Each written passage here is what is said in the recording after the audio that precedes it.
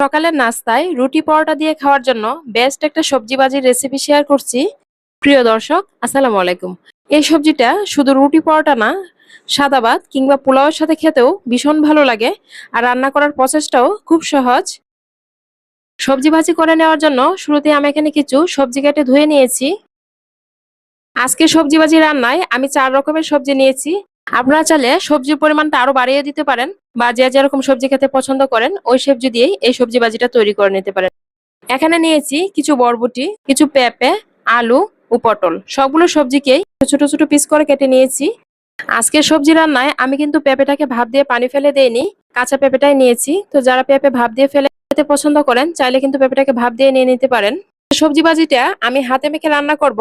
আর এইভাবে সবজি ভাজি রান্না করলে, হাতে মেখে রান্না করলে কিন্তু খেতে বেশি মজার হয়। সবজি ভাজিটা রান্না করে নেওয়ার জন্য একটা প্যানে সবগুলো সবজি নিয়ে নিলাম। এরপর এখানে কিছু গোটা গরম মশলা দিয়ে দিলাম। এরপর এখানে হাফ কাপ পরিমাণ পেঁয়াজের কুচি দিয়ে দিলাম। এরপর দিয়ে দিলাম ফালি করে কেটে রাখা কাঁচামরিচ। আমি এখানে 6 থেকে 7টার মতো কাঁচামরিচ দিয়েছি। এরপর দিয়ে দিয়েছি স্বাদ মতো লবণ, হাফ চা চামচ পরিমাণ হলুদের গুঁড়া, পৌনে 1 চা চামচ পরিমাণ ধনিয়ার গুঁড়া, শুকনা মরিচের গুঁড়া দিয়ে দিলাম খুবই অল্প পরিমাণে, এখানে 1 চা চামচের 4 ভাগের 1 ভাগ হবে। এরপর দিয়ে দিলাম পৌনে 1 চা চামচ পরিমাণ জিরার গুঁড়া, 1 চা চামচ পরিমাণ রসুন বাটা, 1 চা চামচ পরিমাণ আদা বাটা। এরপর দিয়ে দিলাম 3 টেবিল চামচ পরিমাণ মতো সরিষার তেল। এই সবজি রান্নাটা সরিষার তেল দিয়ে করলে কিন্তু খেতে খুবই মজার হয়। সরিষার তেলটা দেওয়ার পর সবগুলো সবজির সাথে আমি হাত দিয়ে খুব ভালো করে মেখে নিচ্ছি। 4-5 মিনিট সময় নিয়ে সবগুলো সবজির সাথে মশলাটা খুব ভালোভাবে হাত দিয়ে মেখে নিয়েছি।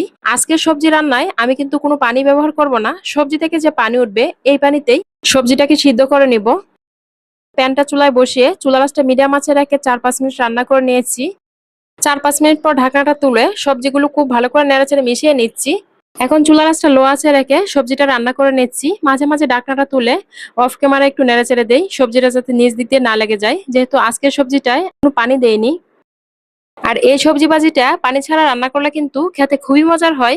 সবজিটাকে প্রায় 15 থেকে 20 মিনিট রান্না করে নেওয়ার পর এখন দেখুন সবগুলো সবজি কিন্তু খুব সুন্দর সিদ্ধ হয়ে গেছে। এরপর সবজিটাতে বাগার দেওয়ার জন্য চুলায় একটা প্যান বসিয়ে পরিমাণ মতো সরিষার তেল দিয়ে দিলাম। এরপর দিয়ে দিলাম হাফ চা চামচ পরিমাণ পাঁচ ফোড়ন। এরপর দিয়ে দিয়েছি কিছু রসুন কুচি ও পেঁয়াজের কুচি। পাঁচ ফোড়ন, রসুন কুচি ও পেঁয়াজ কুচিটা দেওয়ার পর সবগুলোকে একসাথে খুব ভালো করে নেড়েচেড়ে ভেজে নিচ্ছি। সবগুলো ভাজতে ভাজতে যখন বাদামি কালার হয়ে এসেছে তখনই আমি সবজিটাতে বাগারটা দিয়ে দিলাম। বাগারটা দেওয়ার পর সবজিটার সাথে খুব ভালো করে নেড়েচেড়ে মিশিয়ে নিচ্ছি।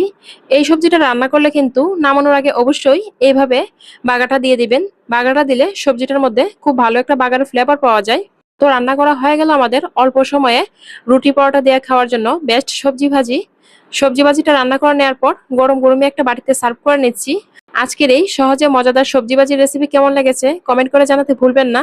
আর এরকম সহজে মজার মজার রেসিপি পেতে আমার ইউটিউব চ্যানেলটি সাবস্ক্রাইব করার অনুরোধ রইল। যারা ফেসবুক থেকে দেখছেন প্লিজ পেজটাতে একটা লাইক ও ফলো দিয়ে দিবেন। ভিডিওটি এখানেই শেষ করব। সবাই ভালো থাকবেন। আল্লাহ হাফেজ।